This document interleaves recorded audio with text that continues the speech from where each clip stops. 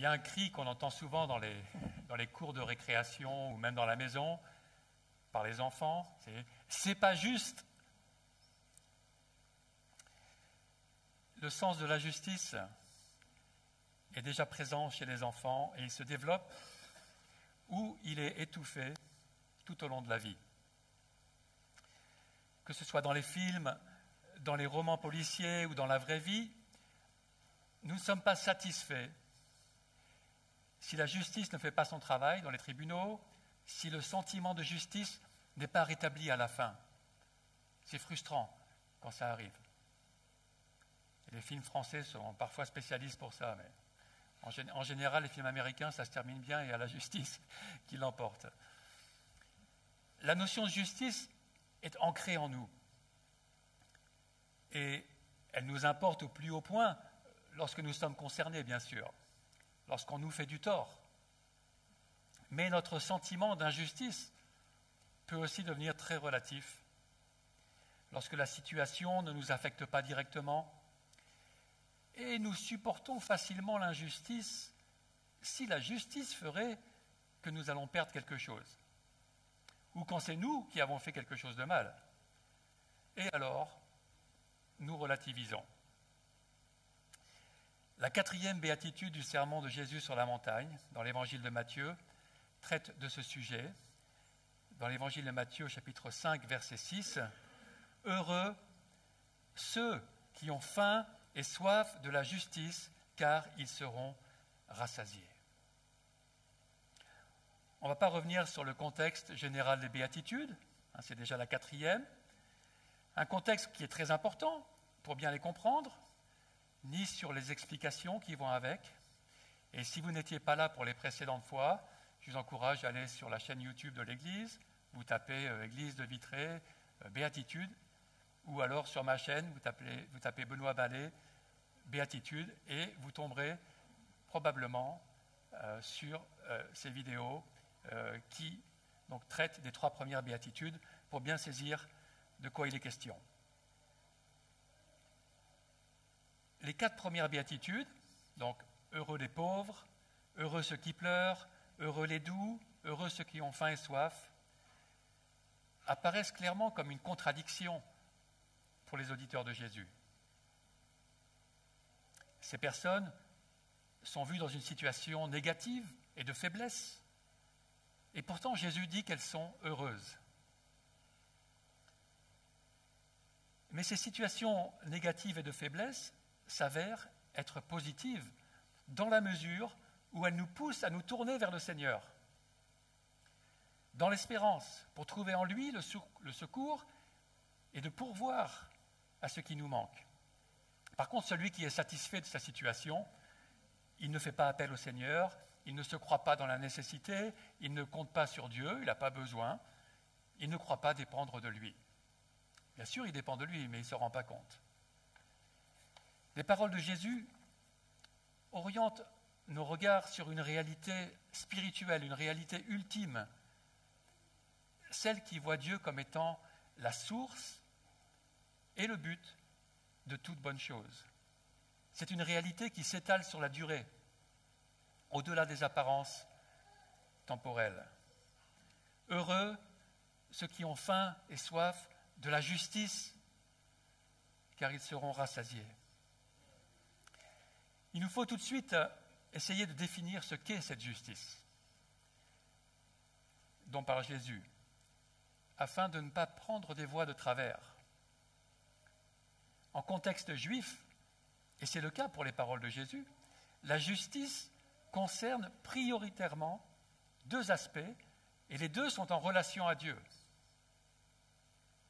C'est soit l'attitude que Dieu approuve, une juste attitude en rapport à Dieu et en rapport aux autres, soit la justice que Dieu pourvoit, qu'il pourvoit au niveau universel, c'est la justice que Dieu exerce ou exercera dans le monde, ou au niveau personnel, lorsqu'il déclare, par exemple, que quelqu'un est devenu juste à ses yeux. Et ce dernier aspect sera surtout développé plus tard par l'apôtre Paul. Dans tous les cas, une justice qui serait séparé d'une juste relation à Dieu, qui serait séparé de lui comme référence, est inconnu de la piété juive. Concernant la justice humaine ou la justice sociale que nos sociétés démocratiques recherchent, qui est normalement administrée par les gouvernements et la justice de chaque pays, ou parfois la justice internationale, on pourrait dire qu'elle est contenue dans la justice de Dieu. Mais la justice de Dieu, celle dont parle Jésus, a avant tout Dieu lui-même comme référence absolue. Théoriquement, la justice humaine, elle découle de cet ordre et de la conscience instituée par Dieu lui-même en l'être humain. Ce désir de justice inné en chacun de nous. Mais parfois, la justice humaine peut s'écarter de sa source lorsqu'elle fonde sur l'humain seul ce qui est juste, indépendamment de la révélation divine. Et cela est notoirement le cas dans les domaines éthiques et moraux.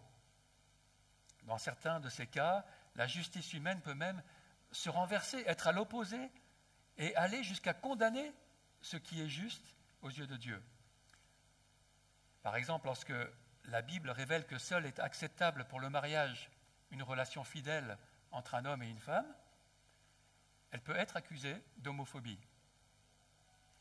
Et les défenseurs de la volonté de Dieu, qui est révélée dans la Bible, peuvent alors se retrouver légalement accusés de discrimination et être jugés coupables par cette justice humaine. La justice basée sur les droits de l'homme est bonne dans bien des cas. Et elle a fait progresser la justice sur terre. Ça, c'est une bonne chose. Mais en faisant de l'homme sa référence, elle s'écarte de sa source première. C'est donc la justice avec Dieu pour référence, la justice qu'il approuve, celle qu'il pourvoit, qui est celle dont Jésus dit qu'ils sont heureux, ceux qui en ont faim et soif. La justice dont Jésus parle est ainsi premièrement une attitude de fidélité et d'obéissance à Dieu, qui est la seule attitude juste. C'est l'attitude de celui ou de celle qui se conforme à la norme du caractère de Dieu lui-même. Et cela ressort bien dans la traduction parole de vie, de notre verset, qui dit « Ils sont heureux, ceux qui ont faim et soif, d'obéir à Dieu, parce qu'ils seront satisfaits. » Remarquez que Jésus n'a pas dit « Heureux ceux qui obéissent à Dieu » ou « Heureux ceux qui sont justes dans leur conduite ». Ils seraient heureux, en effet, mais ce n'est pas son propos. Cette faim et cette soif d'obéir ou de justice est d'abord pour nous une reconnaissance qu'on n'est pas satisfait. Elles impliquent plus largement que la justice est rare, qu'elle manque dans ce monde. Dans l'Ancien Testament, cette expression faim et soif se réfère particulièrement à un séjour prolongé dans le désert. C'est une situation de danger, une situation dans laquelle on ne peut pas s'installer durablement. La faim et la soif impliquent aussi souvent dans la Bible une épreuve ou même un jugement de Dieu. La Bible nous fait comprendre que les êtres humains se sont dès le début écartés de l'autorité de Dieu. Ils se sont détournés de sa volonté à lui pour suivre la leur. Ils sont devenus leur propre référence et la justice de Dieu est devenue quelque chose d'extérieur à eux. Les humains ont besoin d'avoir un changement de cœur pour même désirer la justice qui a Dieu pour référence. Et ils ne peuvent eux-mêmes changer leur cœur. Nous ne pouvons nous-mêmes changer notre cœur. Alors comment ça marche? C'est une impasse? Dieu le peut, et il le veut. Lorsqu'il se révèle à nous, il nous appelle à la repentance, à placer notre confiance en lui. Nous nous décentrons alors de nous-mêmes et reconnaissons son autorité suprême. On l'a chanté tout à l'heure. Tout est centré sur toi. On revient au cœur de la louange, tout est centré sur Dieu. Mais tout cela n'est pas automatique. C'est aussi un processus. C'est une relation qui s'installe avec Dieu, où on doit être transformé, où on se décentre progressivement sur Dieu. Si certaines personnes sont dites être des justes, déjà dans l'Ancien Testament et dans le Nouveau, dans les Évangiles, avant même l'œuvre de la croix, cela peut nous paraître bizarre, mais c'est parce qu'elles cherchaient ainsi à se conformer à la volonté de Dieu. Même dans l'Évangile de Matthieu, au début, dans les premiers chapitres, il est question de Joseph qui était un homme juste.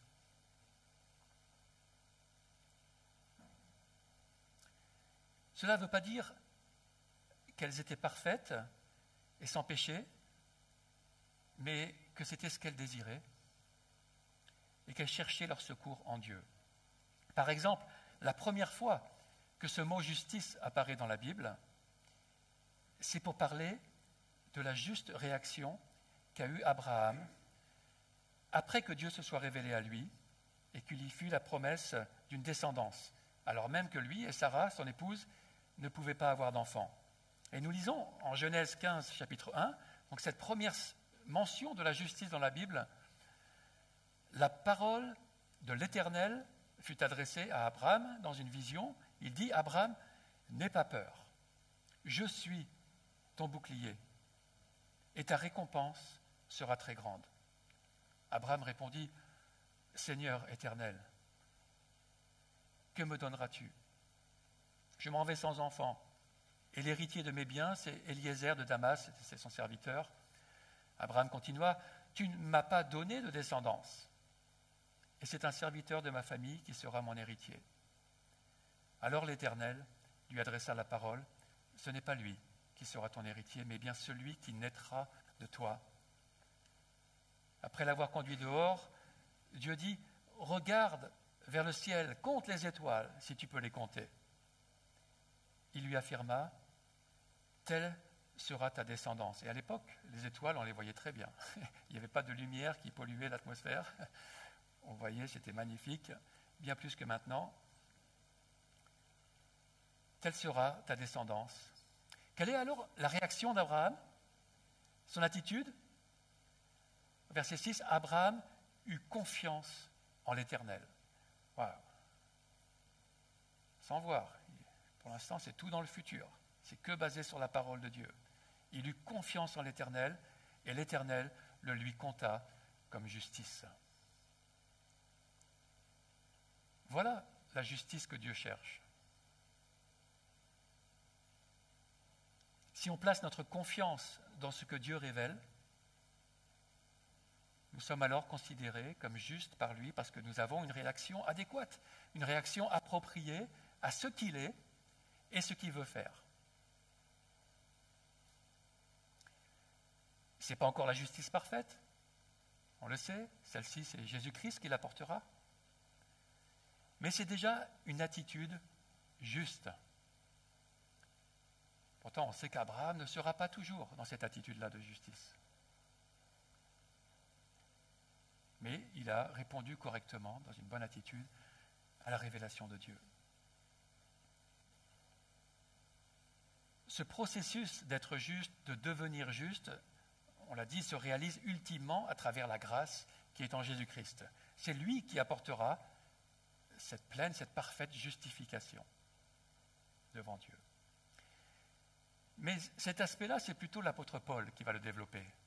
Plus tard, après la mort et la résurrection de Jésus. Et alors que Jésus annonce ses béatitudes, cela est encore voilé.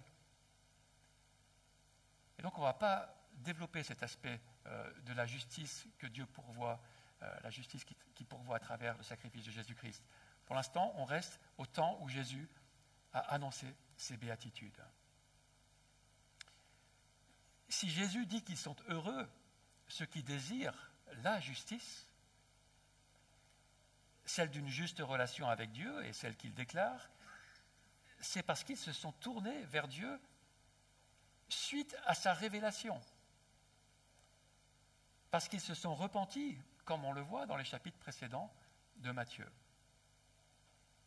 Cette faim et cette soif de la justice, cette aspiration profonde que la traduction parole vivante fait ressortir par heureux ceux qui aspirent de toute leur force à vivre comme Dieu le demande,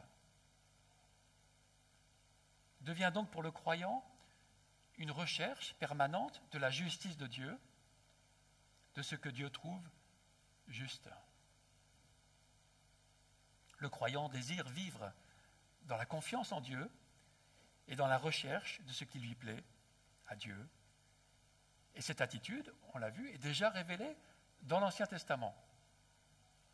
Par exemple, nous lisons encore en Proverbe 15, 9, « La voix du méchant est en horreur à l'Éternel, mais il aime celui qui poursuit la justice. »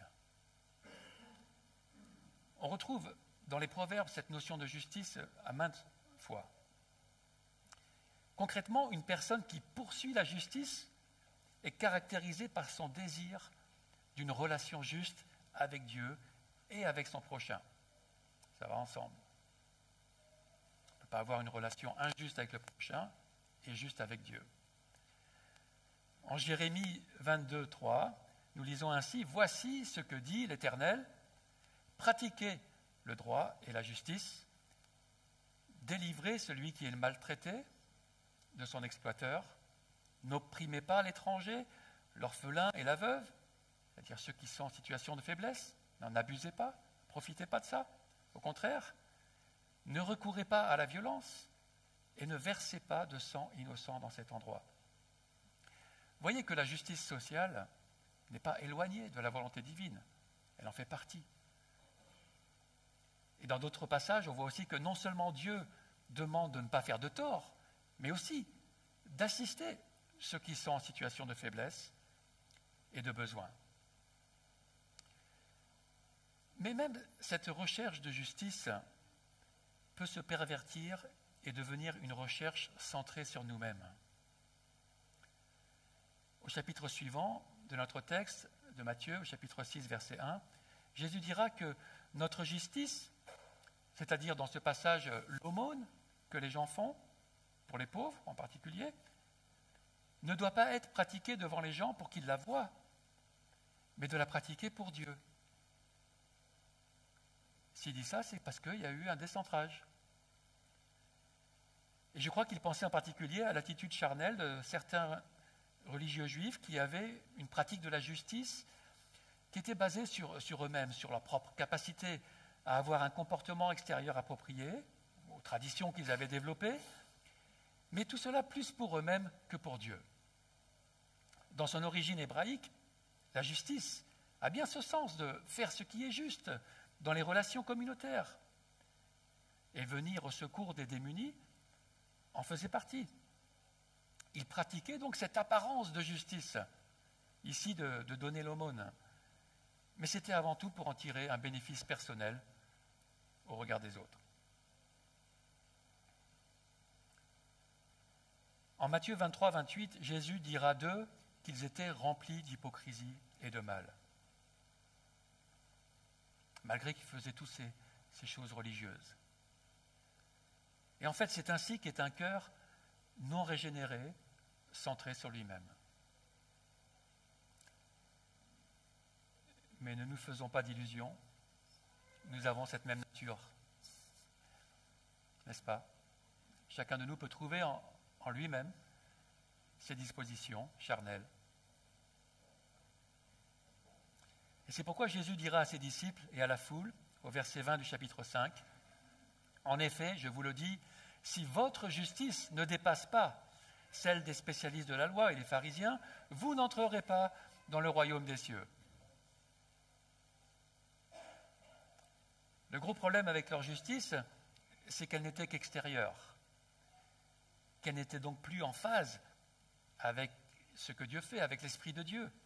Et surtout qu'elle n'intégrait pas son plan de rédemption, elle n'intégrait pas le salut en Jésus-Christ, la venue du Messie. qui permettrait de rétablir la pleine justice de Dieu. Et je vais quand même citer l'apôtre Paul à ce sujet. On le voit dans son cri pour ses compatriotes en Romains chapitre 10. Il dit « Frères et sœurs, le vœu de mon cœur, ma prière à Dieu pour les Israélites, c'est qu'ils soient sauvés. En effet, je leur rends ce témoignage, ils ont du zèle pour Dieu, mais pas conformément à la vraie connaissance. Ils ignorent la justice de Dieu et cherchent à établir la leur propre. Ils ne sont donc pas soumis à la justice de Dieu, car Christ est la fin de la loi pour que tous ceux qui croient, vous voyez, cette confiance en Dieu, dans ce qu'il fait, dans ce qu'il révèle, que tous ceux qui croient reçoivent la justice de Dieu. Ils sont déclarés justes. Jésus était venu accomplir la loi, cette loi qui disait être la leur. Il était venu montrer qu'elle était au-delà de la lettre, au-delà des traditions, l'esprit véritable de la loi, la véritable justice, celle qui est centrée sur le caractère de Dieu, celle qui est reçue de lui, celle qui est vécue pour lui. Pour Jésus, les êtres humains, on le dit encore, doivent se décentrer d'eux-mêmes pour se centrer sur Dieu. En Matthieu 6, 24, il dira qu'on ne peut pas en même temps rechercher Dieu d'un côté et les richesses pour nous-mêmes de l'autre. Il dira donc ensuite que la seule attitude juste est avant tout de rechercher Dieu et sa justice. Nous lisons au chapitre 6, verset 31. « Ne vous inquiétez donc pas et ne dites pas que mangerons-nous, que boirons-nous, avec quoi nous habillerons-nous. En effet, tout cela, ce sont les membres des autres peuples qui le recherchent. Or, votre Père céleste sait que vous en avez besoin. Recherchez d'abord le royaume et la justice de Dieu, et tout cela vous sera donné en plus. » Ça demande la confiance, ça demande la foi. Mais c'est ça que Dieu justifie. Jésus fera donc de la recherche en vérité, en profondeur, du règne, de la justice de Dieu, une priorité pour les disciples, une priorité supérieure même à la recherche du manger et du boire. Jésus promettra à ceux qui pratiqueraient sa justice, qui se seront remis en phase avec le règne de Dieu et avec son plan de rédemption, que leurs besoins physiques seraient aussi assouvis. Parce que cela fait aussi partie de la justice de Dieu. Le fait que lui-même, Dieu lui-même, il ait une attitude juste envers ceux qui se sont confiés en lui, qui se sont centrés sur lui. On approfondira ces versets lorsque nous y arriverons dans cette exposition suivie de l'évangile de Matthieu. Mais maintenant, il y a encore un autre passage sur la justice que Jésus cite. Il se trouve que cette recherche de la justice de Dieu, qui devient une priorité pour le chrétien, on l'a dit tout à l'heure, elle engendre un frottement avec le monde environnant, qui n'a pas cette priorité. On en a vu un exemple tout à l'heure dans le domaine moral. Et c'est pourquoi Jésus reviendra sur la justice dans la 8e béatitude, qu'on verra en son temps, en disant en Matthieu 5, verset 10, « Heureux ceux qui sont persécutés pour la justice. » Cette même justice dont on a faim et soif, car le royaume des cieux leur appartient. Vous voyez ce décentrage qu'il y a eu. C'est plus dans le royaume du monde, dans le royaume des cieux. La recherche de la justice de Dieu, avec lui comme référence absolue, entre malheureusement en conflit avec les valeurs de ce monde qui met le moi au centre. Mais tant que la justice de Dieu n'est pas pleinement établie, le disciple de Jésus en a toujours faim et soif, et cela au-dessus de toutes les préoccupations et malgré les dangers. Comme dans les autres béatitudes, Jésus est pour cela notre exemple suprême. Il est le juste. par excellence. Et on voit que sa recherche de la justice n'a pas été pour lui-même, mais pour nous et pour Dieu son Père. Sa faim et sa soif de justice l'ont amené à s'incarner en être humain, à en subir toutes les limitations et la souffrance, à nous enseigner à ce que cette justice veut dire, jusque sur la croix, où il a accompli cette justice pour ceux-là même qui en ont faim et soif. Ainsi, la faim et la soif créées par le manque nous poussent à agir, à rechercher. Lorsque physiquement nous avons faim ou soif, nous faisons en sorte de trouver à manger, à boire. Avons-nous faim et soif de la justice de Dieu? De ce qui est juste pour lui? Et si oui, que faisons-nous pour la trouver? Recherchons-nous ce qui est juste à ses yeux, ce qu'il a révélé dans la Bible? Avons-nous faim de ces paroles qui nous montrent la conduite que Dieu attend? On a lu mardi dernier, dans la présentation de la Bible, ce verset qui dit « Désirez ardemment comme des nouveau-nés le lait de la parole ». Est-ce qu'on a cette faim?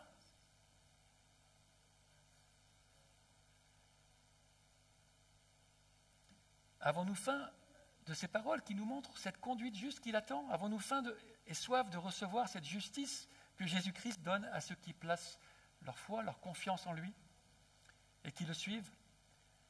Heureux sommes-nous alors? Mais peut-être que notre faim et notre soif ne sont principalement que pour les choses de cette terre. Nous risquons alors de passer à côté de l'essentiel.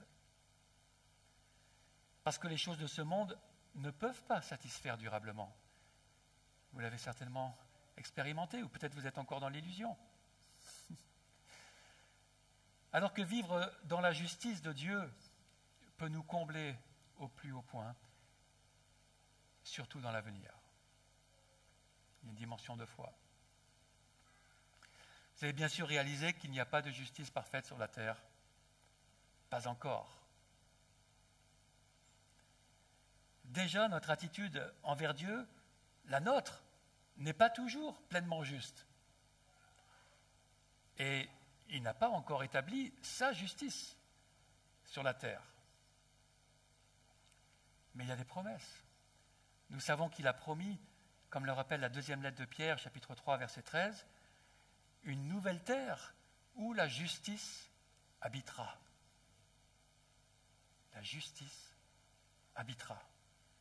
C'est une promesse merveilleuse à laquelle nous aspirons profondément. Et c'est implicitement la promesse que Jésus fait en disant que ceux qui cherchent la justice seront rassasiés. Ils sont heureux parce qu'ils seront rassasiés. Il en fait une certitude. Alors pour terminer, nous pouvons donc dire que le règne de Dieu, le royaume auquel appartiennent déjà les disciples de Jésus, garantit que justice sera faite, que la justice de Dieu l'emportera pour l'éternité. Cela est basé sur la personne même de Dieu, sur son caractère, sur ce qu'il est. Ça ne peut pas être autrement. Les psaumes, par exemple, disent que son trône, qui est symbole de son règne, son trône a la justice pour fondement. Elle est indissociable de Dieu. Et ainsi, la notion de justice revient plus de 1000 fois dans la Bible. Je vous épargne chaque verset. Car Dieu est fondamentalement juste. Il est le garant de la justice.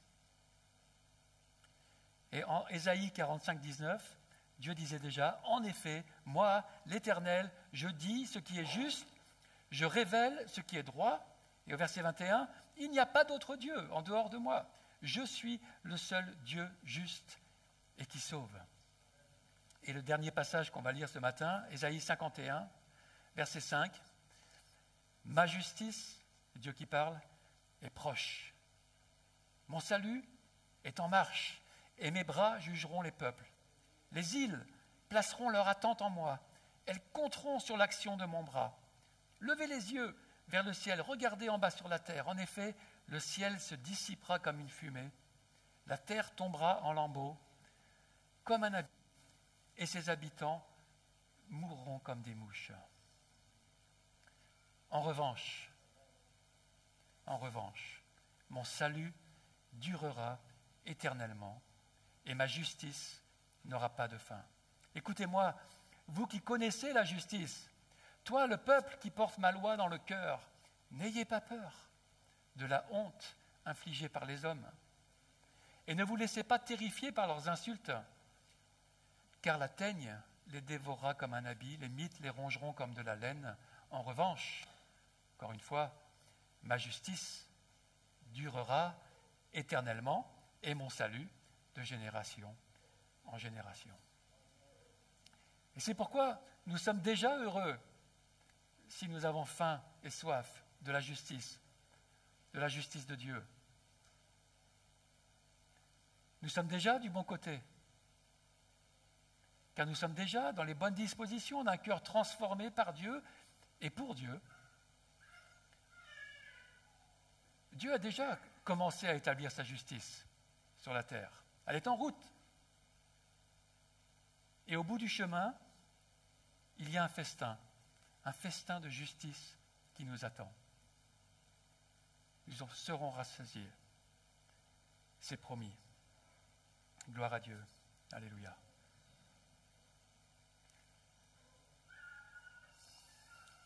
Peut-être que ce matin, vous sentez que Dieu se révèle à vous d'une façon particulière, peut-être nouvelle.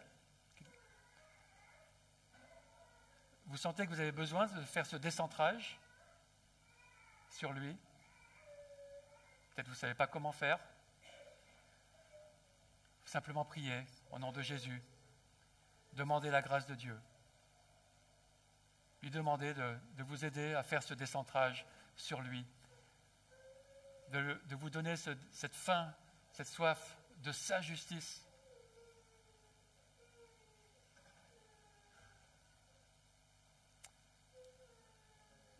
Qu'il en soit ainsi au nom de Jésus-Christ.